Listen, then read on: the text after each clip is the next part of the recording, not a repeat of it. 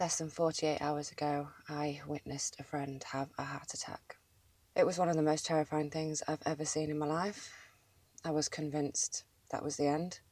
He's okay, thankfully, but this is the story. So I'll set the scene. We are in Gandia, just north of Gandia, on this absolutely stunning beach park up. Our last beach park up of Spain. Me and another couple that I had met while travelling in Spain had decided to move north. I have a ferry to catch back in England because my 90 days are nearly over. They had an extra week, 10 days than I did, and they were going to explore France. So we were going to come up through the tunnel together under the Pyrenees, and then I was going to split, and they were going to spend a bit longer in France, and I was going to bomb it north to Dieppe to get my ferry. So we had picked a spot about 50 miles south of Zaragoza, and we drove for 3 hours through, it's a beautiful road, beautiful scenery, through the Red Desert, no problems, easy drive, and we got there maybe 3 hours and 15 minutes. It was about 1:15 in the afternoon, I think, and we'd pulled up. It was a lovely spot by a river and this bridge that was built in the 1400s, a real nature spot. So me and Kev got out to have a little look around to make sure we were parked in an okay place. Quickly adjusted the vans. We must have been there not 3 or 4 minutes. I'd let the cat out, and then I just hear Nikki, his partner, say, "Where's Kev? He's just told me he's got chest pain." And like, it just came on so suddenly. I was like, "What? What do you mean?" And she was like, "He's just told me he's got chest pains." And I was like, "I've just seen him walk by the bins," and then he disappeared. Anyway, he'd basically not collapsed, but like sat down, laid down behind the bins, and he heard us talking. So he put his head up and he looked grey. Like, and this is somebody with a real tan. I was like, I don't understand how somebody that's so brown can look so grey. So he pops his head up and he's like, "I feel sick." And he's sweating and he's grey and he's clutching his chest. And I'm at that point, I'm like, oh shit, this is serious. So we get him in the van. He wasn't sick, but we get him in their motorhome and try to get him to lay down, but he's like wailing around. He said, "My arms are hurting," and he's clutching his chest. Like, you can see he's in a tremendous amount of pain. He's sweating, he's grey, and he's just like rolling around. And at this point, I'm like, oh my God, like, what is happening? Just in absolute shock. So they've got a little dog, and they were like, she was out walking the dog. So I was like, "Give me Kiwi." That's what the dog's called, Kiwi. I was like, "Give me Kiwi. You ring an ambulance." So she's on the phone to the ambulance, and obviously, again, we don't speak the language. So they have to then put an interpreter on, which takes a few minutes because they're on hold. So it's probably, I don't know, 6 or 7 minutes before we actually get the ambulance to understand that somebody's having a heart attack. In the meantime, he's lying on the bed, like, just can't get comfortable, flailing around. She's asking questions. Then it's the interpreter's having to interpret it back to the person on the phone. Then the person on the phone is then go through the interpreter and then back to Nikki. So there's obviously a delay in this. But anyway, the ambulance is on the way. And she was like, "How quick is it going to get here?" And they said 7 minutes. So I was like, right, I'm going to go up to the top of the road, because we were down a track that was like very easy to miss. We weren't, anywhere, but luckily they must have trackers on the cell phones, on the mobile phones, because as soon as, she said, where the woman on the phone was like, are you just off the N, whatever road we were on? And she was like, yeah. So they must have been able to track the phone, which is so useful, because again, we weren't near anything, that was landmark kind of whatever. Anyway, I'm still obviously in a bit of shock with all this. So I go up to the main road and just wait. And in the meantime, one of our other van life friends that we'd met a week ago had just messaged me saying, "How are things? How are you getting on?" So I voice noted her and I was like, "Your timing is incredible." And I explained what's happening. And I was like, "I'm just waiting for the ambulance now." So I flag down the ambulance, bring them into where the van is. They go in, start working on Kev. Then another ambulance turns up. Then 2 cars turn up with doctors in. Like, it was the whole cavalry. I cannot believe the response. We must have had 10, 12 people turn up, medical professionals. There must have been 7 people in the van round him on the bed working on him. They got him into the ambulance and they were working on him for maybe 10 or 15 minutes before they left. I go in and try to console Nikki, and I'm just there literally like, what is happening? You can imagine. So anyway, the staff, one of the medical professionals, comes out and they write down the name. We're taking him to Zaragoza Hospital. Write down the name of it. I give them my Spanish SIM card number, and the woman was like, do you want to come say bye before we leave to Nikki, his partner? And she just said, he's okay. He will be okay, because we're there like freaking out. And she was like, he will be okay. And she was smiling. So we were like, okay. She went to go see him in the ambulance, and they'd managed to stop the pain. He had bandages on, so they'd obviously taken bloods or something. He was hooked up to ECGs, but they'd stopped the pain. So it turns out it was a blocked artery. So I don't know what they did. They've obviously given him some medication, and the pain had stopped before they left. So they were just trying to stabilise him, I think, before they went off, because the hospital was an hour's drive away.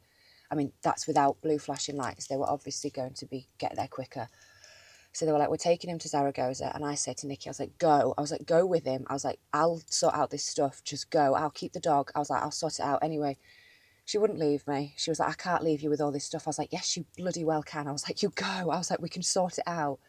But she wouldn't. So she stayed with the van and with me and the dog. And Kev was whisked off to hospital.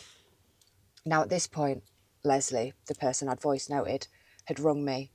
And she was like, what is going on? So I told her, and they were near Cartagena. And she was like, we're on our way. It was 300 miles away. They drove for 7 hours that day to get to us. Like, I have finally experienced van life community, and it has blown me away, the kindness of everybody. So they basically dropped all their plans and came up, because they knew that I had to get the ferry. Nikki can't drive their van. So we were in a situation where, we're an hour away from the hospital. We can't get there. I can take her in mine, but we can't move their vehicle. And yeah, so bless them. Leslie and Craig bombed it up. They turned up at about 20 past midnight to be with us. And we had a few minutes and then we all went to bed. But about an hour and a half after the ambulance left us, Kev called, clearly on drugs. He'd been sedated, and they, bearing in mind it was an hour's drive to the hospital, they'd put a stent in. They'd already operated on him and put a stent in. He had a blocked artery, and it was a heart attack. But he's going to be okay. So we're just like very shaken, as you can imagine. I just didn't leave Nikki's side for the rest of the day until the other guys got there. And she was like, bless her, she was like, if you've got stuff to do, go do it. And I was like, nothing is more important than this. I'm staying with you. So we just tried to keep her calm. She obviously then has a million people to ring, family, kids, all of this. So, and yeah, Leslie's keeping in touch with me, and they're keeping me up to date with when they're coming. So like I said, they turned up about 20 past midnight. I had to go up to the road in the pitch black and try wave them down as well to come in. So just absolute angels, honestly. And so we chatted for a bit and then went to bed. We did manage to get some sleep, surprisingly. I think because we'd heard from Kev, we were all just like, okay, he's going to be okay, but it was a shock. So I shoved some wine in Nikki's face and I was like, drink that. I was like, drink it, try get some sleep. They'd not spent a night apart in 5 years. They've been together 14 years. They are a couple that they just love each other so much. And while Kev's going through this on the bed, he's like, I don't want to die. He's like, I love you so much. I don't want to die. I don't want this to be the end. And Nikki's there going, this is not the end. And I'm just stood outside, with the dog, just don't know what to do. She was fantastic. And I was there, full on, panicking. I was like, I don't know what to do. I'm just there with the dog. I was like, anyway. So the next day we wake up and we've got to find a way to get Kev's van up to the hospital. And we spend, God, hours, all of us on the internet, trying to find an insurance company that will do it. But Kev's the person that set all of this stuff up. So Nikki wasn't allowed to, like, they wouldn't speak to her, the car insurance people, for their motorhome, because she, you know, data protection and all of that. And they were like, we need your partner to set up a password so we can talk to you. And she was like, he's in hospital. Like, we cannot do that. And they were like, sorry, we can't help you. So then Craig's looking on his insurance, but then it goes to the very end of it, like trying to add an extra driver on, and he reads all the small print and it says it doesn't cover motorhomes. So then we're looking at all this other cover, and finally I found one that was just like a temporary cover. I can't remember what it's called. So we got a week for motorhomes, and that was in Europe as well, because most of these things are just for England. So we had to put, it was an extra 67 quid for the Europe stuff. Nikki's like, I don't care how much it costs, just buy it. So it's 200 quid for a week's insurance cover on their motorhome for Craig to drive it. So Craig's driving theirs, Leslie's driving theirs, and I'm driving the van. Because no matter how much I want to help, I can't drive two vehicles at once, you know. So we were sort of stuck. Like, I'm so glad these guys came up. And then, so we finally got that sorted, and then we all move off in convoy. Oh, but after that, we tried to pay on Kev's card, but then security, he's like, log on to your banking. So we couldn't do that because Kev had his phone, but his phone had died in hospital because he didn't have a charger. So then we had to put it on one of our cards and, yeah, just get that sorted that way. But anyway, we got it sorted.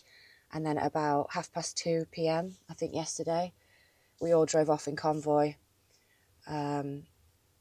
Their van, Beastie, they call it Beastie, is a little slow. So we were having to sort of like, you know, go together. Anyway, we got up here. It was about an hour and 10 minutes drive. We're in a park up now. It's just a car park, but we just found one that was 10 minutes away from the hospital. So we got here. I went to the shop with Leslie to get some supplies. We came back. We cooked everybody food because Nikki's a chef as well. And she's the one that's been cooking for people. So we were like, let's just cook this. Nikki got a bag together. Craig took her into the hospital so she could go visit him. He needs a second stent, I think, in his other ventricle. And now he's got an infection in his heart as well. So there's obviously lots of factors that have led to this. But he's going to be in hospital until at least Saturday. Is it Thursday today? This happened on Tuesday. So yeah, we're about nearly 48 hours since it's happened. So he's going to have to be in hospital for a while. And then he's not allowed to drive for a couple of weeks minimum after it. Their Schengen visa runs out in 15 days. So they might have to, well, probably likely going to have an extension on that. They're going to have to change their channel tunnel. They're going to have to work out a way to drive home. You know, we're still 1,000 miles from the tunnel, the border, to get back to England. So they've got family offering to fly out. Leslie and Craig said they will happily drive them back up, you know, just so kind, because their trip is now sort of like been put on hold for this, but they live in their van. So Leslie just said, she was like, we're not on a holiday, this is just our life. So, you know, this is what we do. Like, Kevin and Nikki wouldn't hesitate to do this for one of us. So it's not even a question. This is what we're doing. I think I'm going to have to leave them today, which is absolutely gut-wrenching. It's the last thing I want to do, but I've got a week to get back up, and I've got the vet appointment before getting the ferry and stuff, and it's like I need to give myself a bit of leeway because if something happens on the way up, you know. So I think I'm going to have to go today, which is, I just feel sick about that, to be honest. But at least he's okay, and they'll have to work out a way to sort of get everybody back and stuff like that. And they've got insurance and health insurance, and you know, the main thing is that he's okay. But my God, like, I have never been so scared in all my life. Seeing that, it was horrible. Like, this is the kindest man you could possibly meet. So, trip has taken a bit of an unexpected turn. I slept better the night before than I did last night. I am pretty exhausted, and I don't even think it's probably hit me yet or I've processed it yet. I think maybe after I go off and I'm on my own for a couple of days, it might sink in. Adrenaline just keeps you going, doesn't it, when things like this are happening? So yeah, we're all here, we're all together, we're all pulling together, we're doing what we can to help, we're trying to look after Nicky as best we can, and fingers crossed he's allowed out of the hospital in a few days. And we've said to them, you know, maybe just go book a campsite so nobody has, you know, you've got your facilities, you've got water, you can dump your waste, all of that stuff if needed, because Kev does it all. He, you know, he's one of those people, like, he does all the admin stuff. And I just said to Nicky, I was like, you're going to have to learn how to do all of this and have access to all of this, because her not knowing, you know, him having everything on his phone has made this a whole lot more challenging to sort of do, because nobody will speak to you because of data protection. So I'm even getting goosebumps just talking about this again. It's been a lot, but thankfully everybody's okay, and that is sort of what's happening. I was planning to get another video out before this, but obviously that took precedent, so this is a little update for you as what's been happening. I'm going to go through the tunnel of the Pyrenees today and hopefully be in France by the end of the day. And then it'll take me 4 days to get through France. So I've basically got 2 days leeway. So fingers crossed everything goes smoothly for me. But yeah, that's what's happened. Like, I just can't believe it. I just cannot believe it. So, shocking update for you. I will do my best to get stuff out when I can, you know, about the computer issues. So yeah, please bear with me. But what an experience. So yeah, I won't repeat myself anymore. It is what it is. Everybody's okay, and we will process this in due course. So hope everybody else is well. Look after yourselves. Yeah, take care of yourselves, and I will catch you soon. Much love. Peace out. Stay wild and stay well.